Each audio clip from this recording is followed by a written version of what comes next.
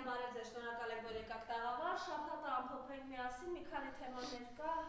շաբաթվա սկզբում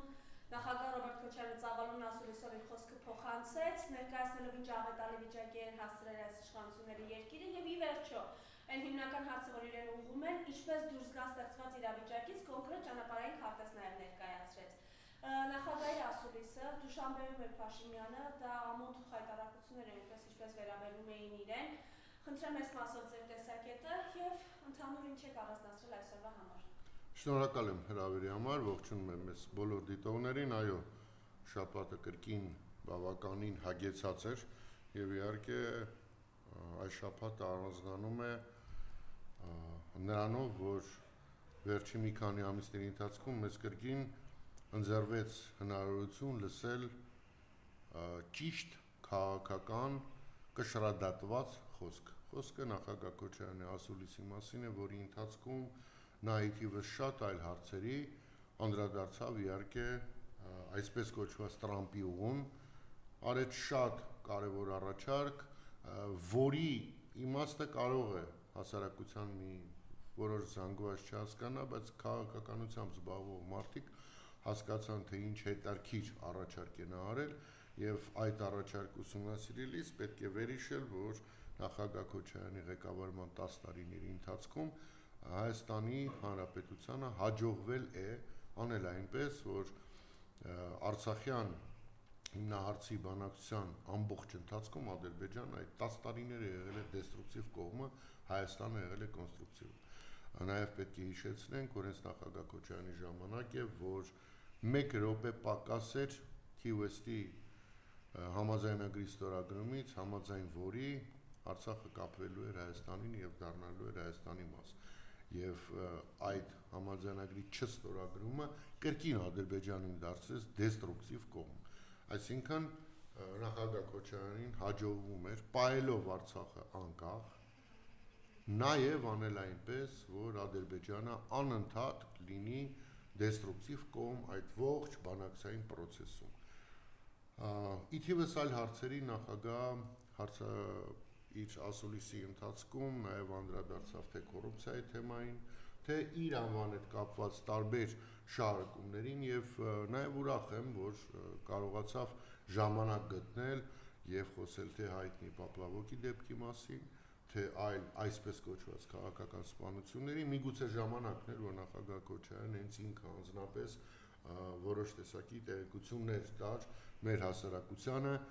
այդ իրադարձությունների, որոշ դեպքերում ողբերգությունների վերաբերյալ։ Իհարկե ցավալի է, որ լրագրողներից ոչ մեկ չուղեց նախագահային հարցեր Արցախի հանրապետության ժողովրդի իրավունքների մասին, ինչպես են ատենում ապագայում այդ իրավունքների պաշտպանման process-ը, համոզված եմ եւ կասկած չունեմ, որ նախագահը շատ ռացիոնալ եւ շատ բոլորիս հաճելի մտքեր նաև կարտահայտեր այս ուղղությամբ, բայց կարծում եմ դեռևս ուշ չէ նախագահը սա վերջի ասուլիսը չէր, հաստատ նոր հարցազրույցներ եւ ասուլիսներ կտա եւ ժամանակ կլինի նաև դրան անդրադառնալ։ Ընդհանուր առմամբ ինձ միշտ հաճելի է լսել կրթված, լավ փորձ ունեցող, կյանքի ուղի անցած, իր կյանքով ապացուցած մարդուն, որևէտև միշտ ուսանելու բան ունես, ընդ որում իմ խառնվածքը այնպիսին է, որ ես սիրում եմ լսել բոլորին, բայց ընդունում եմ այն մարդկանց ասածները, որոնք նախկինում ունեն ինչ-որ անցած ճանապարհ, որոնց անցած ճանապարհը լինելով քարքարոտ, բայց բերել է բարիքներ իմ ժողովրդին, իմ երկրին, Հայաստանին եւ Արցախին։ Եվ այդ առումով նախագահ Քոչարյանի անցած ճանապարհը իհարկե բացառիկ է։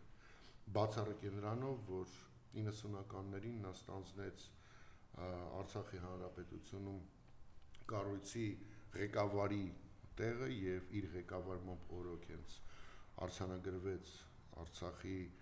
պատերազմի հայկական կողմի հաղթանակը, այնուհետև տեղափոխվեց Հայաստան եւ ի պատասխան շատ մարդկանց հարցերի նորից պետք է հիշեցնեմ, որ նախագահ Քոչարյանը չի խնդրել, որ նա գա Հայաստան։ Նախագահ Քոչարյանը չի էլ ուզել տեղափոխվել Հայաստան, քանի որ նոր էր ստանձնել Արցախի Հանրապետության առաջին նախագահի պաշտոնը եւ շատ անելիքներ ուներ Արցախում, բայց Հայաստանի իշխանական վերնախավը այդ ժամանակ խոսքը գնում է առաջին նախագահ Լևոն Տեր-Պետրոսյանի մասին, Վազգեն Սարգսյանի մասին, գիտակցելով, որ Հայաստանում ստեղծվել է խայտառակ իրավիճակ, ընդ որում գրեթե բոլոր ոլորտներում, որոշում ընդունվեց, որ նախագահ Քոչարյանը, Արցախի նախագահ,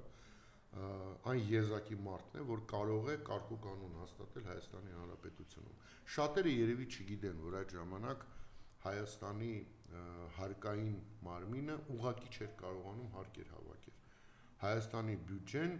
ուղղակի ծիծաղելու թիվ էր։ Հայաստանում կար լույսի լրջագույն խնդիր։ Հայաստանում կուտակվել էին ամիսներով պարտքեր թե աշխատավարձի, թե թոշակի։ Եվ երբ որ այդ ժամանակվա նախագահ Քոչարյանը, Արցախի նախագահ, տեղափոխվեց Հայաստան եւ ստանձնեց Հայաստանի Հանրապետության վարչապետի պաշտոնը, ամիսների ընթացքում նա ուղղակի լուծում տվեց այդ բոլոր հարցերին։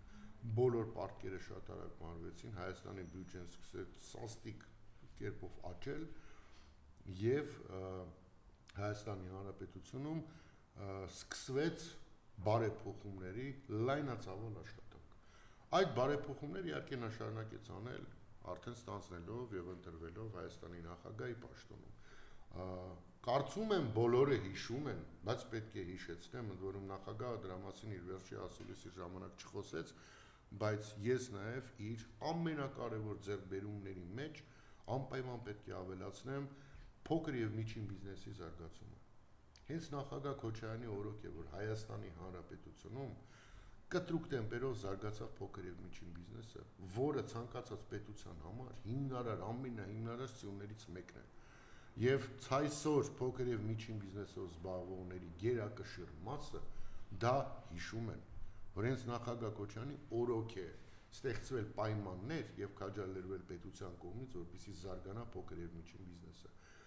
Բոլորը նաեւ կհիշեն, որ ուղղակի արգելված էր հարկայինին, փոքր եւ միջին բիզնեսին որևէ կերպ բան անել, խոչընդոտել իրենց զարգացմանը։ Ասեմ ավելին, ես նույնիսկ դեպքեր գիտեմ, երբ որ հարկայինը փորձել է ճնշել փոքր եւ միջին բիզնես, եւ երբ որ հարցը զեկուցել է նախագահ Քոչարյանին, նա շատ զայրացել է, շատ զայրացել է եւ ասել է, չլինեմ չիմանամ, որ Հայաստանի Հանրապետությունում որևէ փոքր միջին ձեռնարկատեր ճնշվում է։ Այդ ոլորտը պետք է զարգանա եւ զարգանում էր աննորմալ մեծ տեմպերով։ Եվ սա է նաեւ պատճառներից մեկը, որ իր ղեկավարման 10 տարիների ընթացքում Հայաստանում թե միջին աշխատավարձը, թե թոշակը 6 անգամ բարձրացվել էին։ Հայաստանի բյուջեն 8 անգամ էր բարձրացել։ Եվ ինչը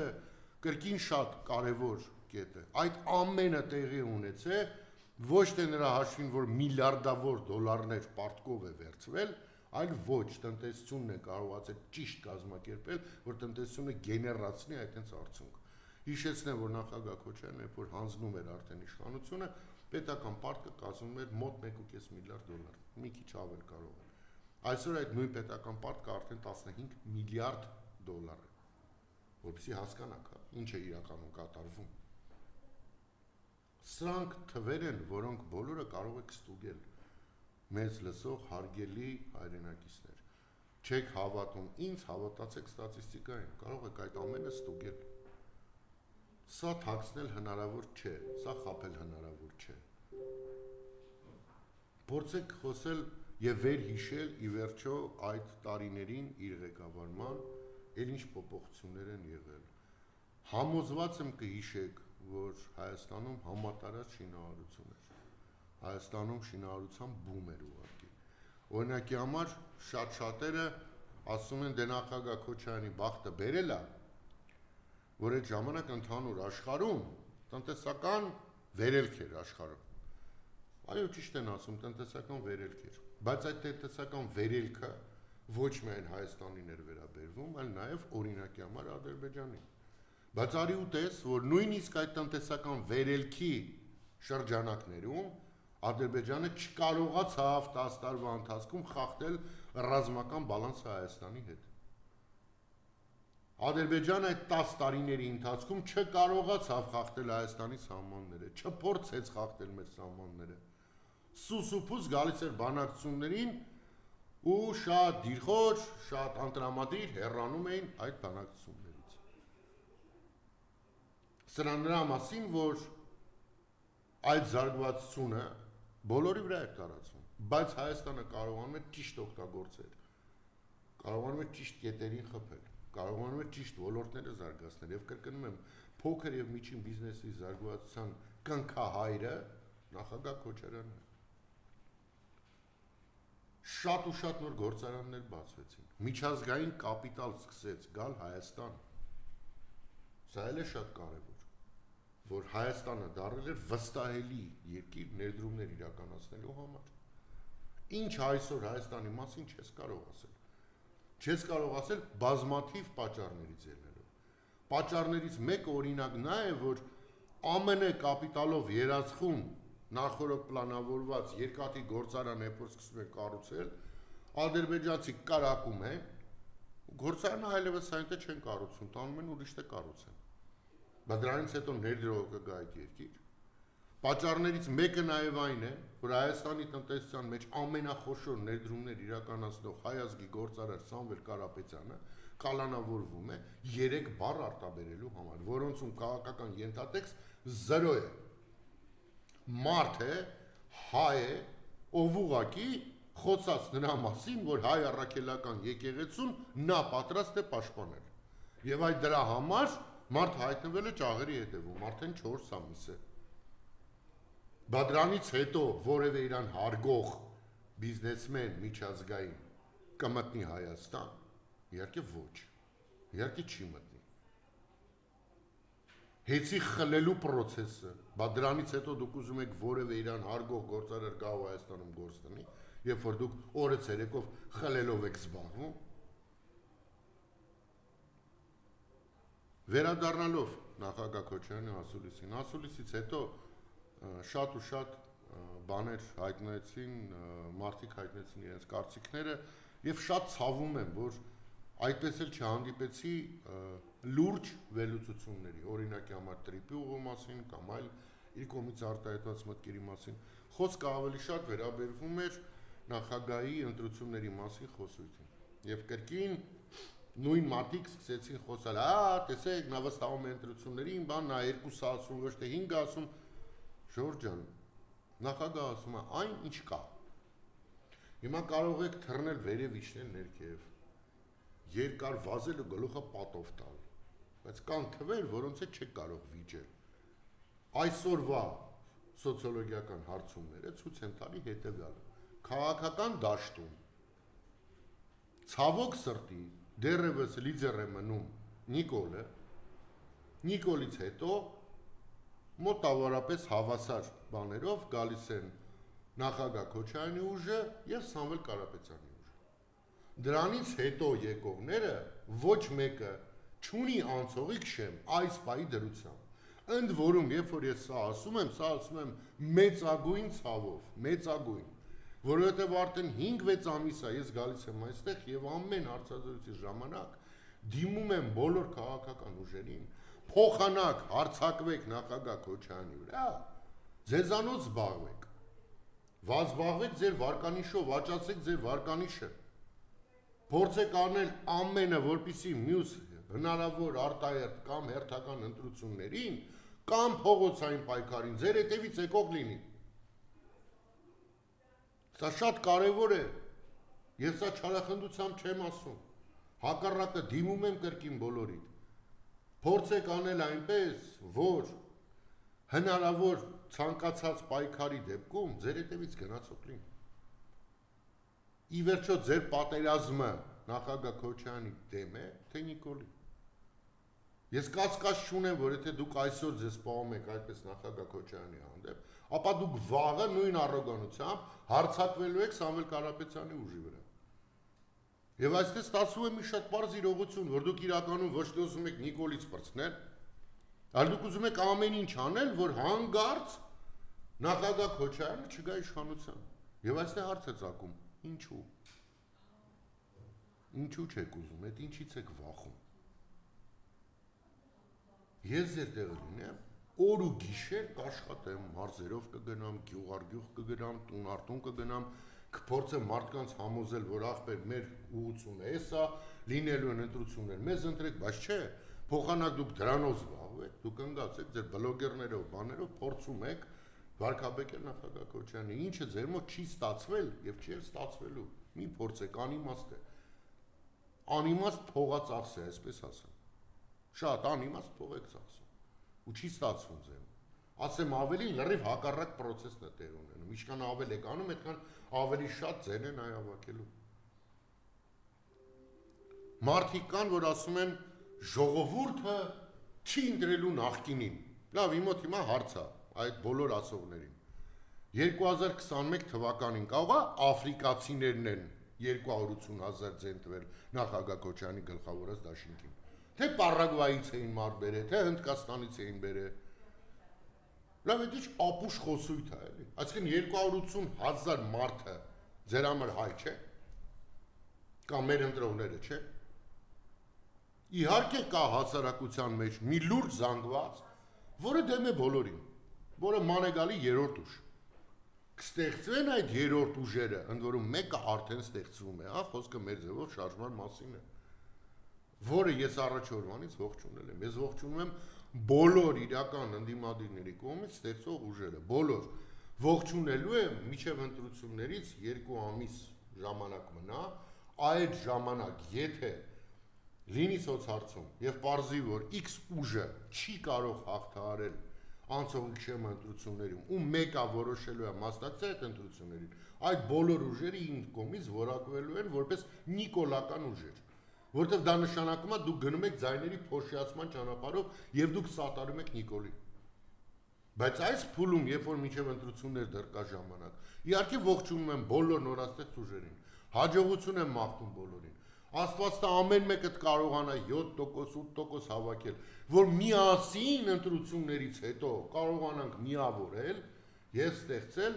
մի իրավիճակ, որում Նիկոլ Փաշինյան այլևս չի լինի, որտեղ հույս ունեմ, որ բոլորիս նպատակը դա է։ Եվ ընդ որում այդ նպատակը ինքնանպատակ չէ, այդ նպատակի հետևում դրված է հայրենիքի փրկության գաղափարը։ Մենք կանգնած ենք հայրենիքը կորցնելու շեմին։ Երեք TV5-ում էի հարցազրույց տալի, այսօր նույն գաղափարը պետք է ասեմ։ 2021 թվականի ընտրությունների առավոտը, երբ որ արդեն արդյունքները քիչ թե շատ պարզ էին, կինս զանգեց, հարցրեց, հա ինչ կա։ Ասի լավ բան չկա, Արցախը կորցրեցինք։ Ես դա ասել եմ 21 թվականի ընտրությունների մյուս օրը կնոջս։ Ես չեմ ուզում 26 թվականին կամ եթե լինեն արտահայտ ընտրություններ, նորից զանգեմ կնոջս ու ասեմ, որ հայմալ Հայաստանը կորցրեցինք։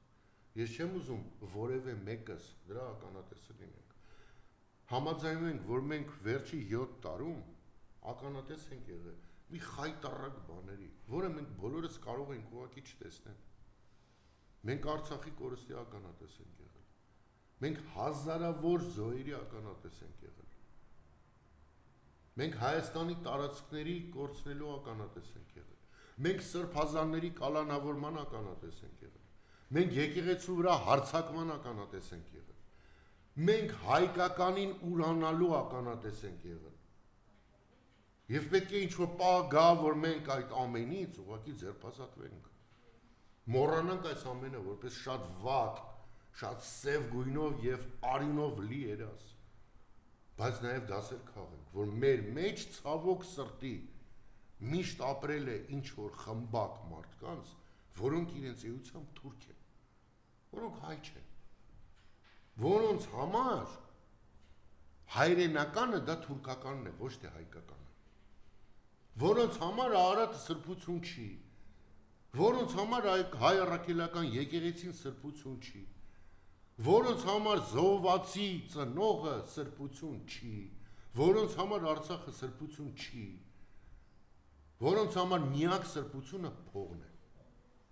Եվ այդ մարդիկ մեր մեջ են ապրել։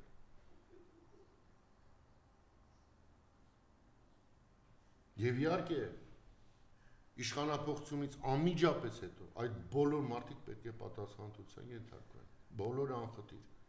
Եթե չենթարկվեն, ապա տարիներ անց նույնի ականատեսը կլինի։ Ես երբեք ժողովրդին չեմ մեղադրել, երբեք։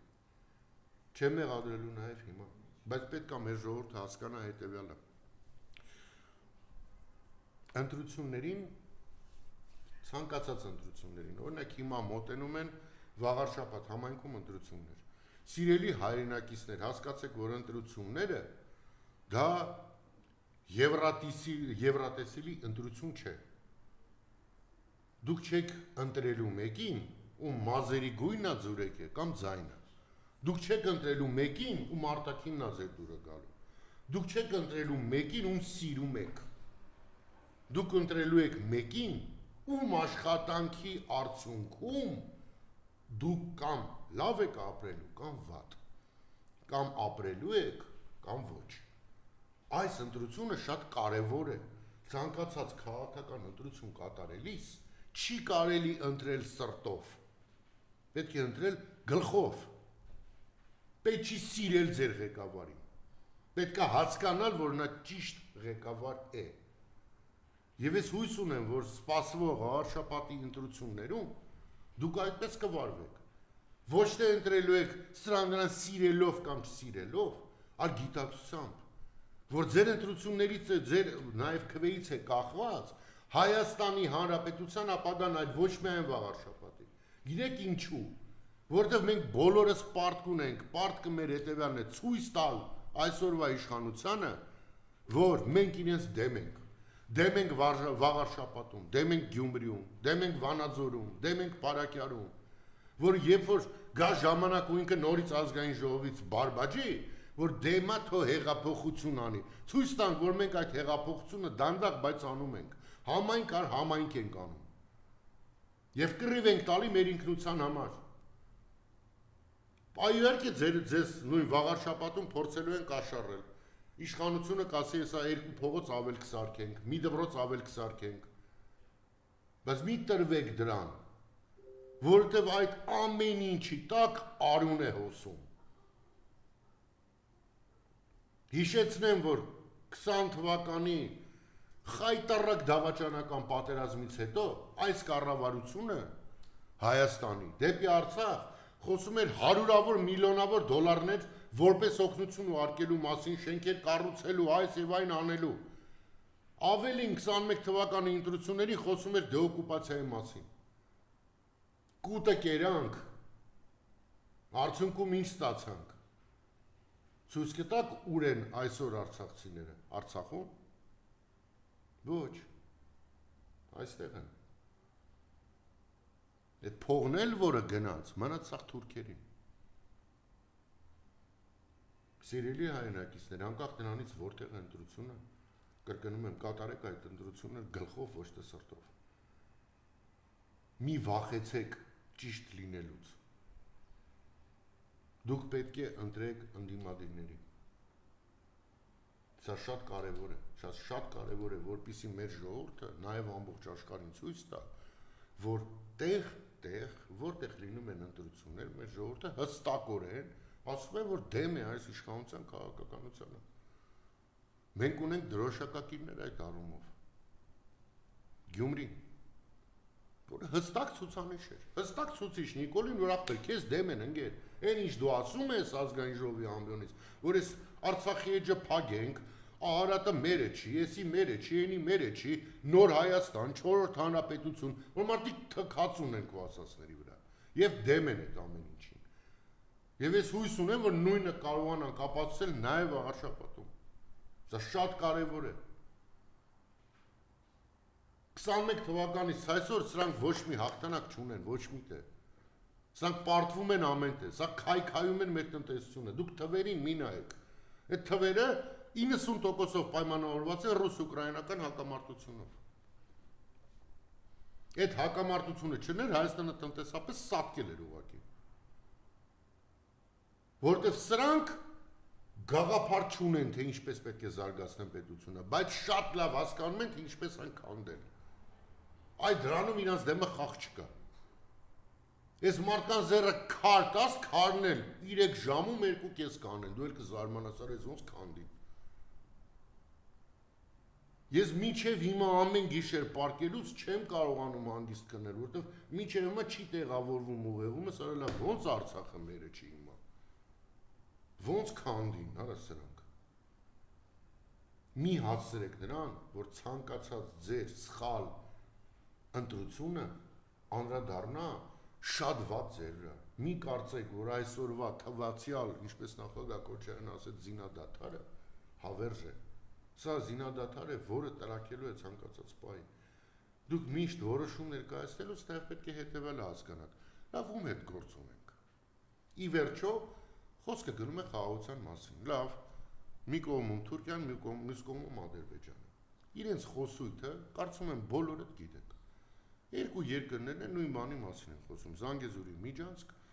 արևմտյան ադրբեջանցիների այսպես կոչված վերադարձ Հայաստան, ընդ որում թվեր են ասում 300-ից 500,000 մարդ։ Ընդ որում ասում են, որ պետք է վերադառնան մեր պատմական հողերը։ Դա ասում են ադրբեջանցիները, ոսկի պատմություն չունեն, Coca-Cola-ն ավելի շատ պատմություն ունի, կամ Ադրբեջանը։ Բայց իրանց բոլոր վերլուծաբաններ, իրանց բոլոր պետական այրերը նույն բանն են ասում, հա, միտեղից մետադիչկան դուրս է գալիս, սաղը ձեռը թուղթ է, սաղով նույն բանը ասում են։ Հիմա այդ ամեն ինչի ներքո կա Հայաստանում մի հատ կուկլա, որ մի անգամ դա էլ եմ չի ասել, որ մեր երկրի ղեկավարը կուկլայի պես է, էլի տարբեր տեղեր տանում են, դնում են, թղթերաստորագրում բան, մեկ ու մեկ սարֆետկով պլպլացնում են, որ տեսքը թազա լինի, հետո Դուշանբե են տանում, հետո կտանեն չգիտեմ ուր, հետո Թուրքիա կգնա, հետո Ֆրանսիա կգնա, Հայաստանի Հանրապետության համար 0 արժեք ունեցող բաներ անելու, 0։ Բայց երբ որ նա խոսում է խաղաղության մասին, ընդ որում ամեն տեղ նստում է, երեկել չէ Դուշանբեում էր, որտեղ էր խոսում էր, ասում է պետք է հայտարարեմ, որ ի վերջո Հայաստանը եւ Ադրբեջանը մինչեւ կնքվել է խաղաղություն։ Նախ եւ առաջ խաղաղություն չի կնքվել, սա մեկ։ Եղել է նախաստորագրում։ Երկրորդ, ով է քո կնքած թղթի կնքահայրը կամ գարանտը։ Չկա այդպեսին, կա վկա, որ իր ոչ մի բան չի վերցնել։ Քո ստորագրած թղթի հետևանքով այսօր Ալիևը իր դարակում ունի 2 թուղթ։ Մեկի տակը Ալիև Նիկոլ Ռուսաստանի Դաշնության նախագահ, մյուսի տակը Ալիև Նիկոլ ԱՄՆ նախագահ։ Երկուսում էլ կա մի բան, որ նույնությամբ կա։ Դա այն է, որ Հայաստանը Ադրբեջանի տրամադրում է անխոչնդոտ ճանապարհ Ադրբեջանը Նախիջևանի հետ կապելու համար։ Այդ մի նախադասությունը երկուսում են նույնն է։ Ադրբեջանը այդ նախադասությունը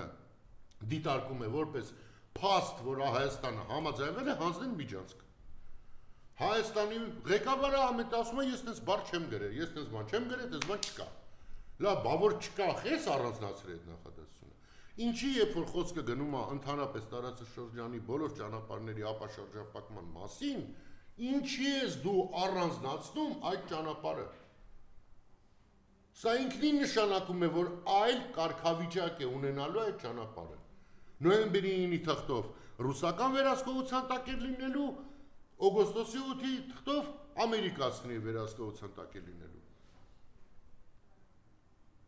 Ալիև դա ունի այսօր ձեռքում։ Ընդ որում, եթե ձեզ թվում է, որ Ալիևին առաջի կամ երկրորդ տարբերակը ձեռ է տալի, չարաչար սխալվում եք։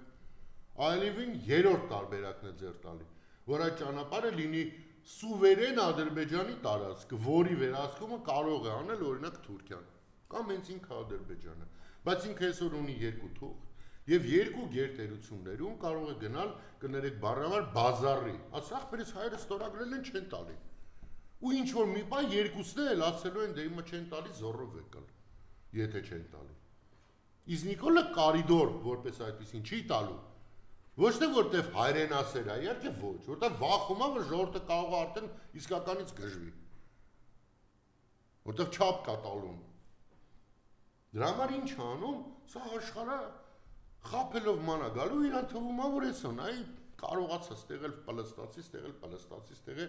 բանարեցի, ստեղել խափեցի, այնա ստացվում է, էլի։ Բայց այդ ամեն պլստալուց հետո Ալիևի ձեռը նոր խաղաքարտը հայտնվում։ Նույն իրավիճակն էր 20 թվի պատերազմից առաջ։ Լրիվ նույնն էր, ամեն տեղով ֆռում էր, ասում էր տենում եք ինչ խաղաղություն է։ 2 տարի Ադրբեջանը չի կրակում։ Եվ դա էլ էր Նիկոլի եւ Ալիևի պայմանությունը Դուշանբեում, եթե չեմ սխալ, կամ Սոչի կամ Դուշանբե, չեմ հիշում։ 18 թվին որտեղ էին հանդիպել, դժվարանում եմ ասեմ, սեպտեմբեր ամսին։ Վերելակային այդ իրենց բանակցությունը, որից հետո Նիկոլը ասեց, որ վերջ պայմանավորվել ենք իրար վրա չկրակել։ 1000 անգամ ասել եմ, նորից կասեմ, այդ պայմանավորությունից հետո Ադրբեջանը Արցախի հանրապետության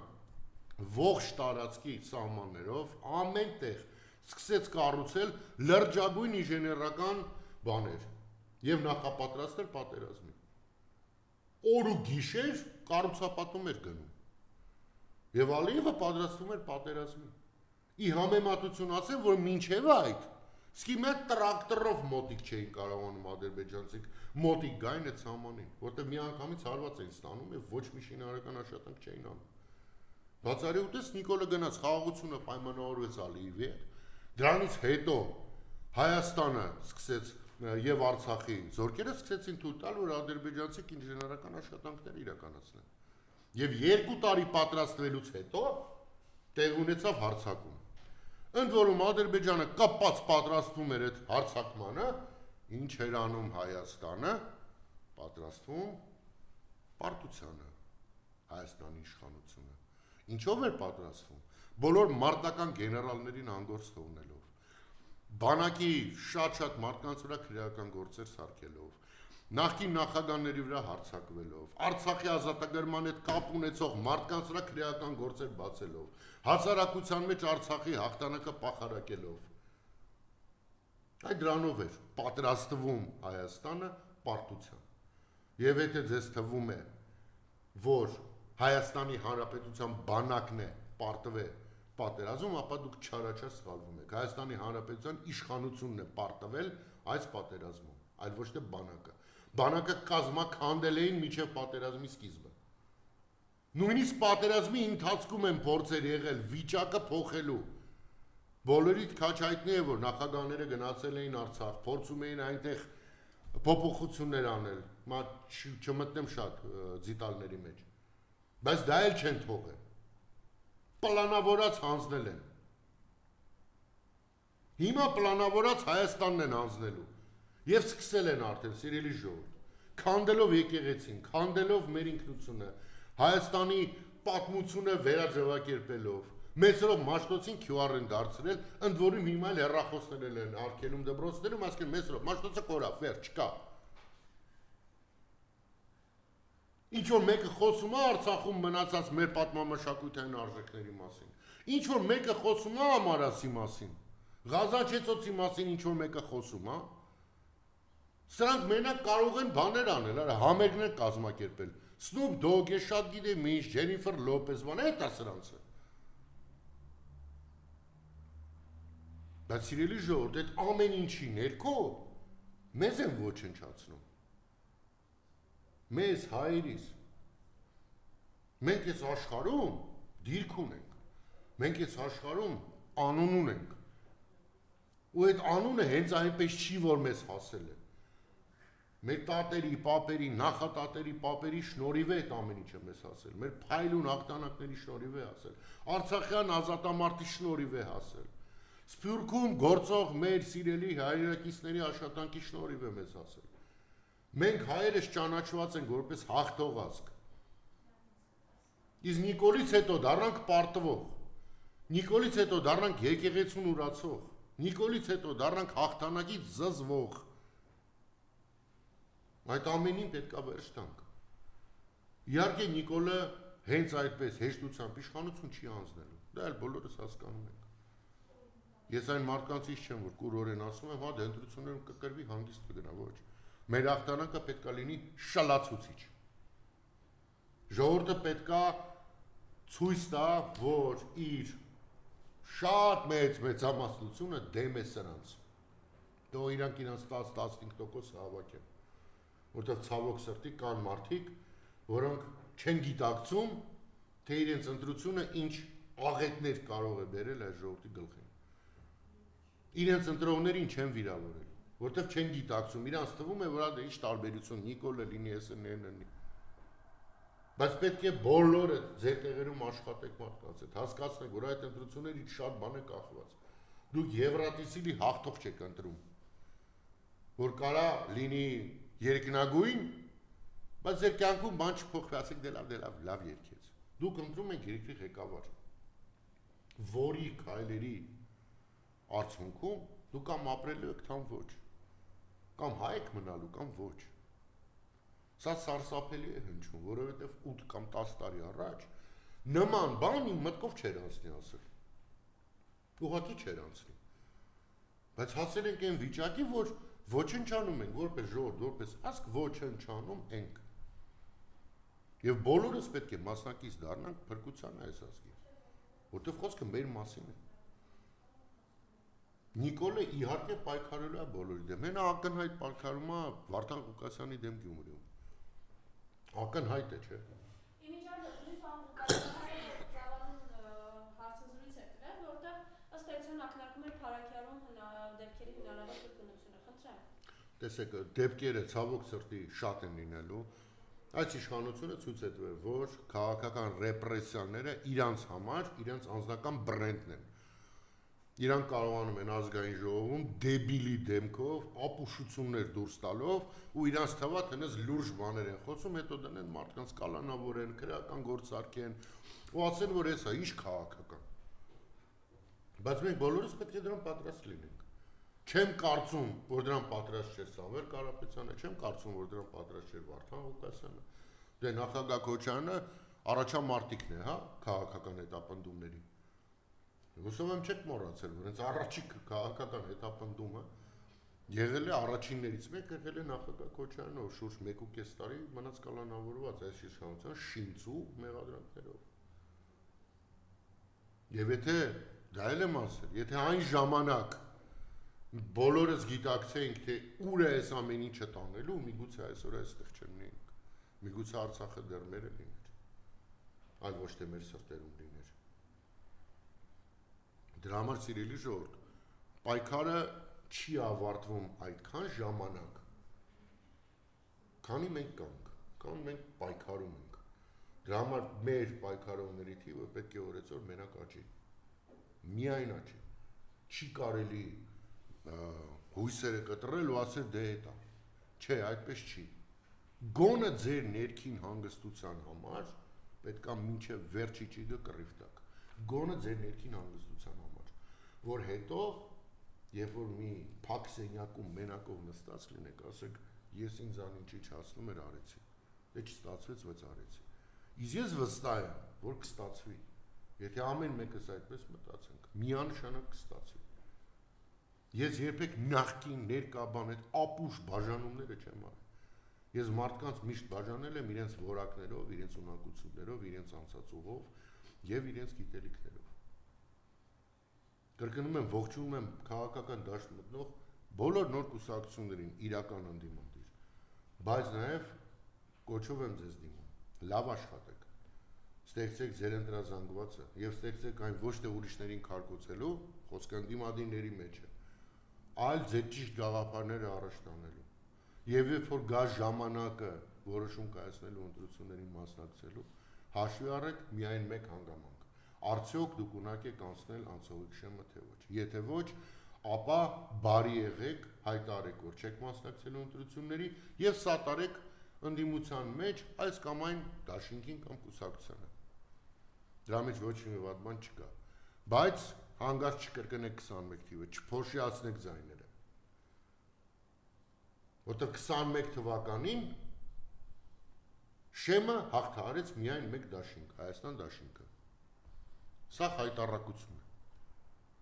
Մասնակցում էին շատ շատերը։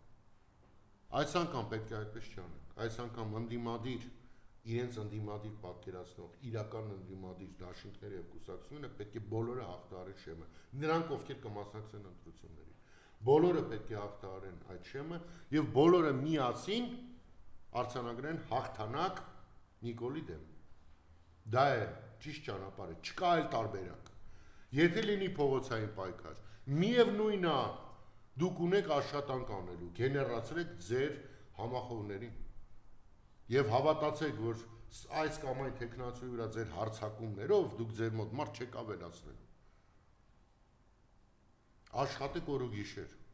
օգտագործեք բոլոր հնարավոր ձևերը մարդկանց հետ շփման, կլինի դա այս հարթակը կամ ցանկացած այլ հարթակ։ կոնստանտ շփվեք ժողովրդի հետ, որտեվ Նիկոլենք չեն զլանում ու անում են դա։ Օր ու գիշեր են անում։ Օր ու գիշեր իրենց բլոգերներով, պատգամավորներով, ո՞ց սաղաղորը հարցազրույցներ են տալի։ Երեք մինչև այսօր մինչև առավոտը 3-ը 4-ը ուղղակի հետարկության համար ուսումնասիրում էի դաշտը։ Ախ հայտարարություն է կատարում ժողովուրդ։ Ինչ ծանր է մեր ժողովրդի վիճակը այսօր։ Այդ ինչքան մարդ է խոսում։ Այդ թվում ես։ Որ մեկին հավատամ։ Նրան, ով անկեղծ է։ Շատ պարզ բաղադրատոմս եմ ձեզ ասում։ Ես հերվից հեռու եմ տենում, ով է սուտ խոսում, ով ոչ։ Նույնը մեր ժողովուրդը պետք է սովորի։ Սկսի չլսել ապուշներին, ուղղակի չլսել։ Որտեվ իշխանական բլոգերներ կան, սեկտանտներ կան, աղանդավորներ, որոնք քարոզում են այս իշխանությունը, քարոզում են այսպես կոչված խաղաղությունը։ Տեսեք, խաղաղությունը քարոզելով չի, ժողովուրդ ջան, խաղաղությունը իրականությունով է։ Այսօր Ադրբեջանում գերիներ կան։ Ինչ խաղաղության մասին է խոսքը։ Այսօր ջերմուկում ադրբեջանցիներ են կանգնած։ Ինչ խաղաղության մասին է խոսքը։ Այսօր Ալիևը խոսում է Զանգեզուրի միջանցքի մասին, ինչ խաղաղության մասին է խոսքը։